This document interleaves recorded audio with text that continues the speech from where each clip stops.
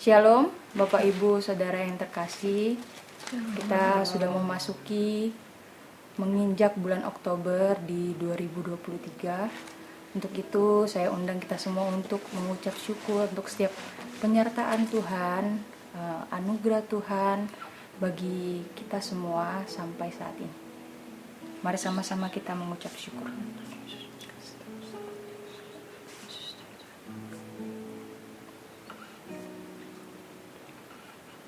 Untuk meresponi ucapan syukur kita mengangkat pujian yang berkata bersyukur selalu bagi kasih.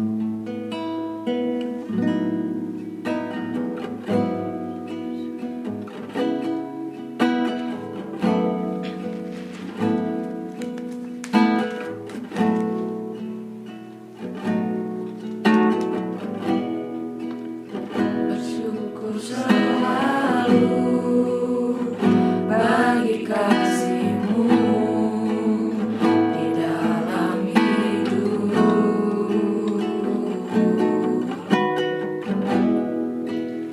dan takkan ku ragu atas rencana-Mu untuk masa depanmu.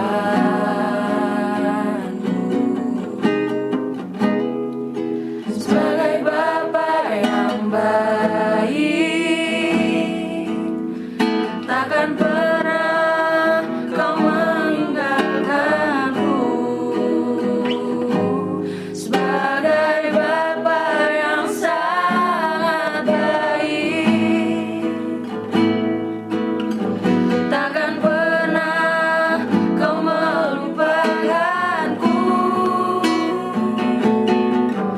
Ku kan menari dan bersuka karena-Mu, oh Yesusku, dan ku kan minum air-Mu sebagai rusa rindu. Selalu ku hidup dalam-Mu dan hidupku di dalam-Mu, oh Yesusku.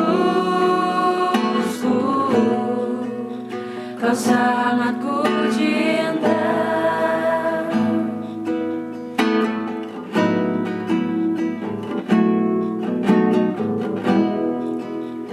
Bersyukur selalu bagi kasih-Mu di dalam hidup,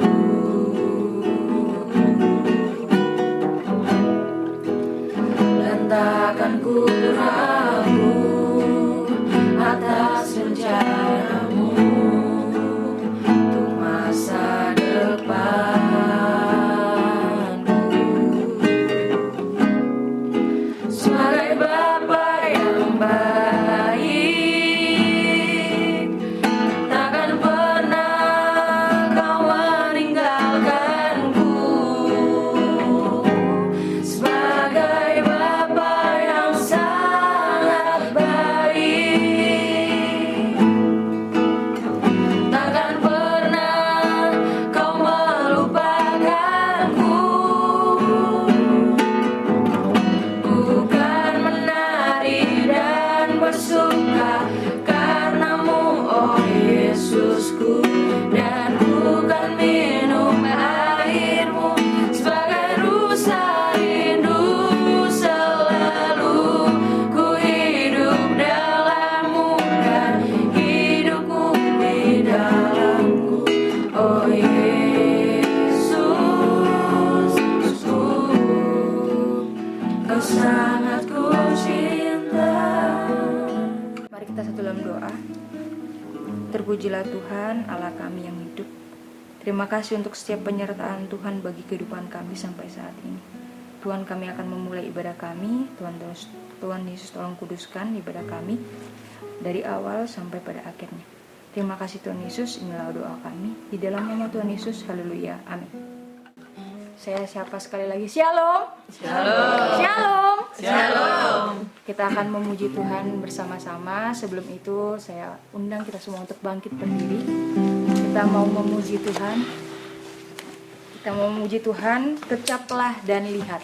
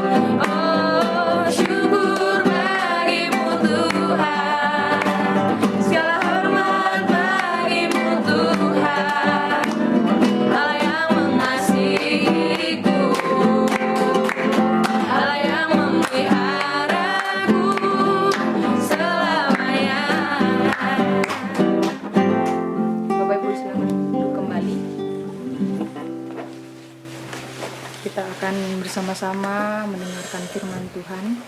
Sebelum itu kita siapkan hati kita. Kita mau mengangkat satu pujian. Firman-Mu berkata kau bersertaku.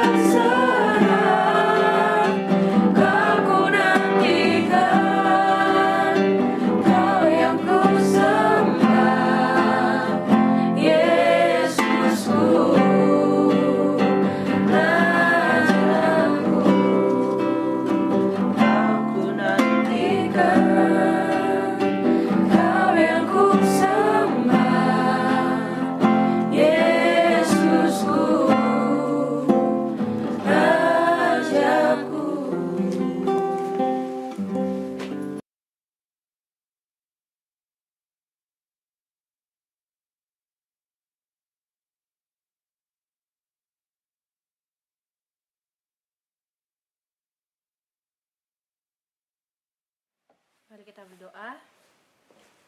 Bapa yang baik, kami mengucap syukur Tuhan untuk kebaikan Tuhan. Pada saat ini kami ingin mendengarkan firman Tuhan. Tuhan Yesus memberkati tiap-tiap kami, hati dan pikiran kami, supaya boleh Tuhan fokus terhadap firman-Mu, dan kami yang mendengarkan boleh menerima dan melakukan apa yang menjadi kebenaran-Mu.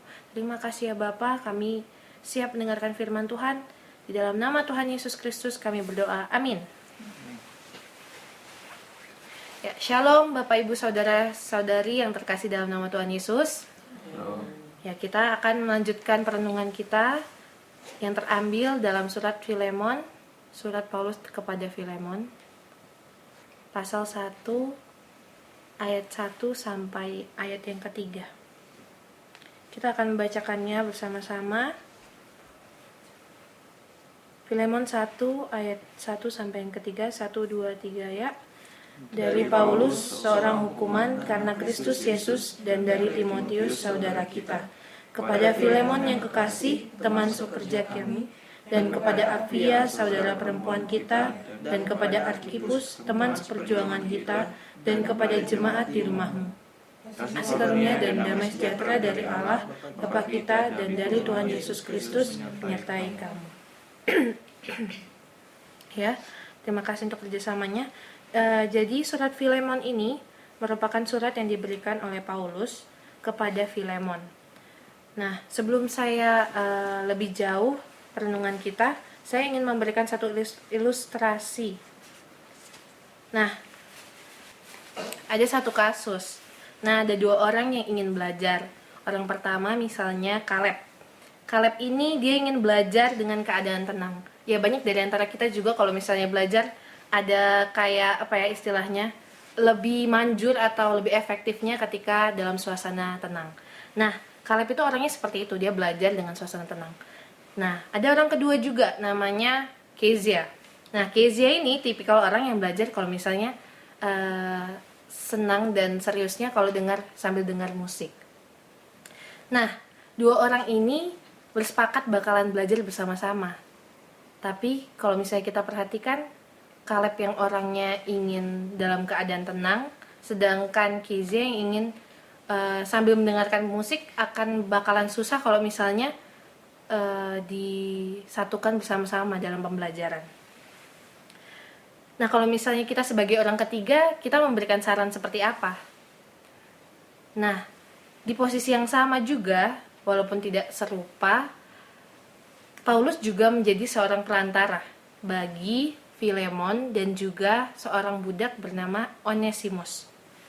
Nah, kita kembali ke pasal 1 ayat 1 sampai ke 3. Nah, Paulus ini memberikan surat kepada Filemon untuk mengurus persoalan khusus tentang hambanya Onesimus yang sedang melarikan diri. Jadi menurut hukum Romawi itu, kalau misalnya seorang budak yang melarikan diri, biasanya harus dihukum mati. Nah, tetapi Paulus di sini menjadi perantara untuk Onesimus dan Filemon untuk memohon kepada Filemon supaya Onesimus diterima kembali secara ramah sebagai orang percaya. Nah, kalau misalnya kita tadi perhatikan bersama-sama, Filemon 1 ayat 1, dari Paulus seorang hukuman karena Kristus Yesus. Nah, di sini dijelaskan juga konteks pada saat itu Paulus menulis surat ini kepada Filemon, sementara ia sedang dipenjarakan 2 tahun, selama 2 tahun di Roma. Walaupun memang sebagian besar dari hidupnya ia lalui di penjara, dia menjadi tahanan, namun hal itu tidak menjadi halangan buat Paulus memperhatikan perkembangan masing-masing dari orang-orang yang ia layani dan jemaat yang ia layani. Terkhusus pada saat itu ialah Filemon. Nah, seorang hukuman itu juga dijelaskan seorang hukuman karena Kristus Yesus. Berarti Paulus ini berbeda ya dari tahanan-tahanan atau orang-orang yang dipenjarakan pada saat itu. Ia memang seorang tahanan yang memang kalau misalnya kita lihat itu suatu apa ya, kalau misalnya dilihat sebagai tahanan ya bukan kehormatan gitu, hal yang menyedihkan lah. Tetapi kalau misalnya kita lihat, ia adalah seorang hukuman karena Kristus Yesus. Berarti ia bukan semata-mata seorang tahanan, tetapi merupakan suatu kehormatan karena dia menjadi tahanan karena pemberitaan Injil dan karena imannya. Dan itu merupakan kemuliaan yang sesungguhnya. Sebuah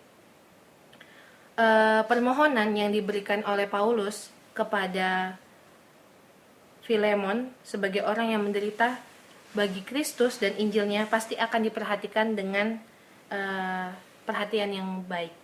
Nah, dijelaskan juga di saat itu dan dari Timotius saudara kita. Nah, hal itu juga dikatakan bahwa itu termasuk suatu diperkuat juga dengan persetujuan dari Timotius. Timotius itu merupakan rekan sekerja juga dari Paulus yang sebelumnya ialah anak rohani Paulus dan sekarang sedang menjadi seorang yang apa istilahnya, berkemuka dalam jemaat, anak rohani Paulus. Nah, dijelaskan juga di surat ini dari Paulus untuk Filemon. Filemon ini kalau misalnya kita perhatikan bersama, ia merupakan anggota aktif di gereja Kolose. Ia merupakan kepala keluarga yang memiliki wewenang dan kuasa untuk memasukkan dan mengeluarkan seseorang ya. Pada saat itu konteksnya yaitu Onesimus ini sebagai budak daripada Filemon. Nah, yang kita perhatikan bersama ialah sapaan yang diberikan Paulus kepada Filemon ialah Filemon yang kekasih, teman sekerja Allah. Berarti hal ini menunjukkan bentuk kerendahan hati atau perendahan diri Paulus dan juga perhatian yang khusus yang penuh dengan kasih sayang yang diberikan Paulus kepada Filemon. Paulus yang berkedudukan tinggi dalam jemaat saat itu mengajukan kepada Filemon yang bekerja dalam panggilan surgawi istimewa yang sama sebagai rekan sekerja. Nah, kalau kita lihat juga dijelaskan yang kedua ialah kepada Apfia. Apfia itu siapa? Apfia itu merupakan istri daripada Filemon. Jadi menurut Paulus dia juga harus menyatakan kasihnya karena Apfia ini juga menyangkut sangkut paut dengan permasalahan yang ada yang saat itu menyangkut dengan Onesimus. Jadi Paulus juga menyapa Apfia sebagai saudara perempuan.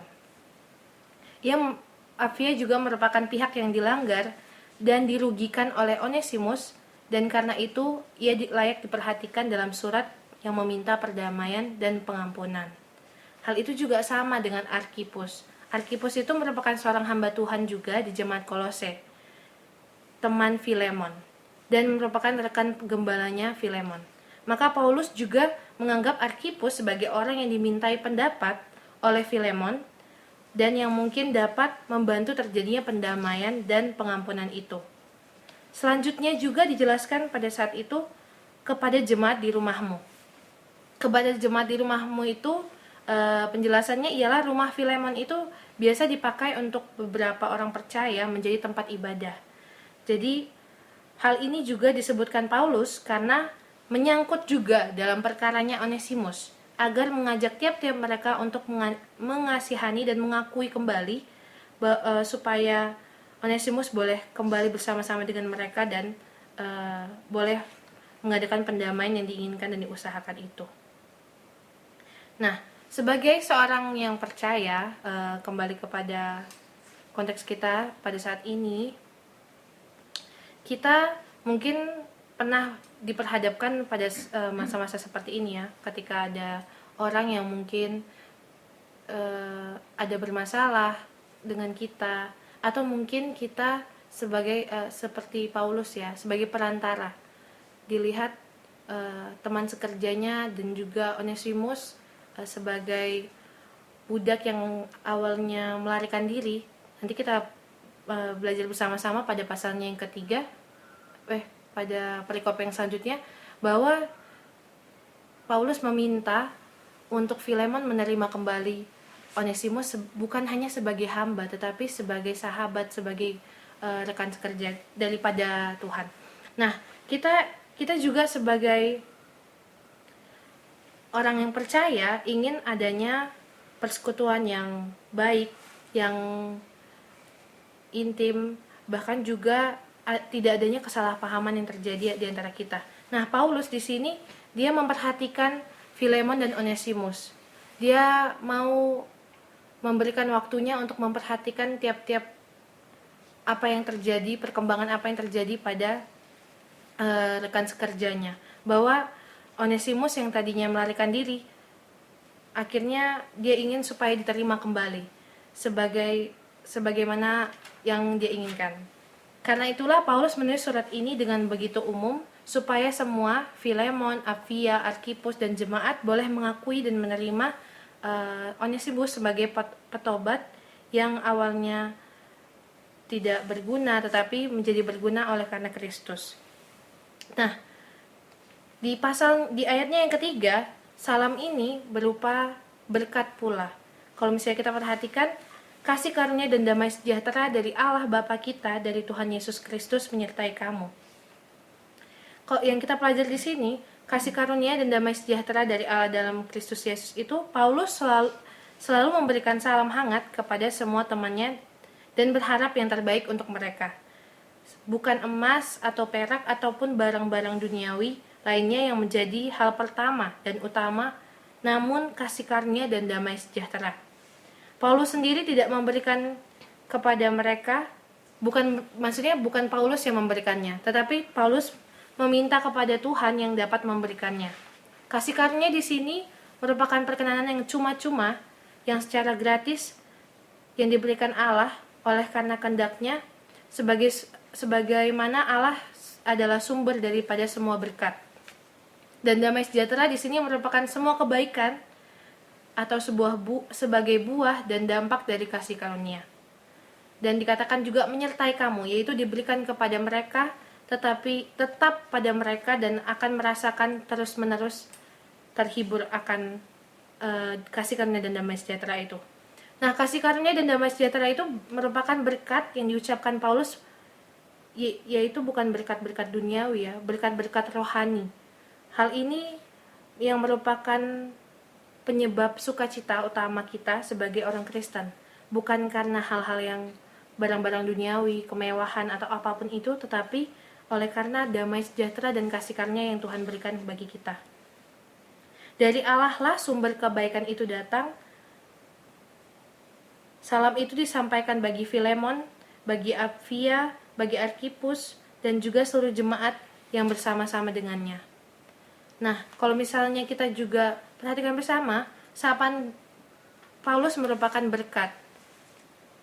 Nah, saya rindu pula kita boleh mengucapkan berkat kepada sesama kita seperti yang kita renungkan pada kebenaran firman Tuhan sebelumnya, bahwa sapaan kita boleh menjadi berkat bagi orang lain. Paulus menyatakan kepeduliannya kepada Filemon dan menyatakan isi hatinya yang penuh hangat kepadanya. Walaupun dia mungkin mengalami hal yang tidak enak terhadap Onesimus, tetapi Paulus terus memberikan berkat, terus mengucapkan berkat, terus mengucapkan apa yang baik dan benar yang dia lakukan dengan penuh hangat dan sukacita. Nah, berkat yang kita terima pada pagi hari ini ialah mari kita belajar seperti Paulus. Dia adalah seorang penengah, pendamai. Ia bukan hanya memperhatikan Filemon, namun juga ia memperhatikan Onesimus. Apakah kita juga sudah menjadi sebagai penengah? Sudahkah kita menjadi pembawa damai bagi sesama kita? Atau malah sebaliknya, kita yang membuat masalah, ataupun kita yang menjadi kita yang tidak mau membawa damai itu, kita yang mendendam dan segala macamnya. Nah, mari kita menjadi pembawa berkat. Biarlah damai dan kasih Tuhan itu dapat kita bagikan. Biarlah kita menjadi pendamai yang memberikan satu sama lain sukacita dan dikenal sebagai seorang yang pembawa damai. Ya. Demikian kebenaran firman Tuhan yang saya sampaikan pada pagi hari ini. Mari kita berdoa. Bapa yang baik, kami ucap syukur Tuhan Yesus untuk pagi hari ini kami kembali diingatkan sebagaimana Tuhan kami sebagai seorang percaya, kami rindu Tuhan Yesus, kami boleh membawa damai bagi tiap-tiap orang di sekeliling kami. Bahkan jika Tuhan Yesus kami melihat ada seseorang yang mungkin dalam keadaan masalah, kami rindu Tuhan Yesus, bukan hanya kami yang menerima damai itu, tetapi kami juga rindu mereka boleh menerima damai dan kasih itu yang dianugerahkan Tuhan bagi tiap-tiap kami. Terima kasih Bapa, kami akan melakukan segala aktivitas kami rindu Tuhan Yesus yang menolong kami. Di dalam nama Tuhan Yesus kami berdoa, amin.